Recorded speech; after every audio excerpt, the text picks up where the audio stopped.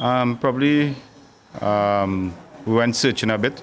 We wasn't consistent in our lines and link, and still ended up scoring 100 runs in that session. I think to answer your question, we were a bit inconsistent and probably trying too hard to get more wickets after the first wicket has fallen. Right.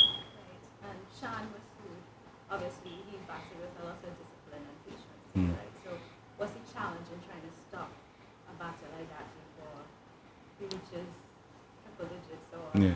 you know? We had our plans. He scored a lot of runs through the gully region. We created a lot of opportunities to get him out, but again, it all boils down to consistency. And when we build a lot of pressure on him, hopefully that he give us that chance. But again, it boils down to our bowlers being as consistent as possible, hitting that stumps on that good length. Right. And Jaden Seals, he would have produced a big wicket with Baba Zambi's in the day. How significant was that moment? Yeah. Tomorrow? Yeah, definitely it was a big moment in the game, and Jaden didn't start well and came back in that spell and hit the lengths that we know he's accustomed to hitting, and when he bowls like that, he produces wickets.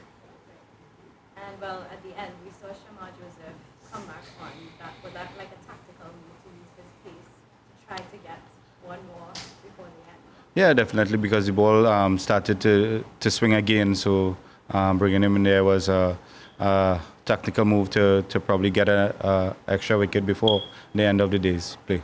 Okay, just one more. So the cricketing world says goodbye to Sir Garrett Silvers tomorrow, right? What have these last few days been like emotionally for you, knowing that you're representing West Indies at this time? Yeah, as a group, is a very emotional time, and as West Indies team, we try our best to put performances on so that him leaving us, we'll have something to remember. Yeah, coach. Obviously, Pakistan 112 behind.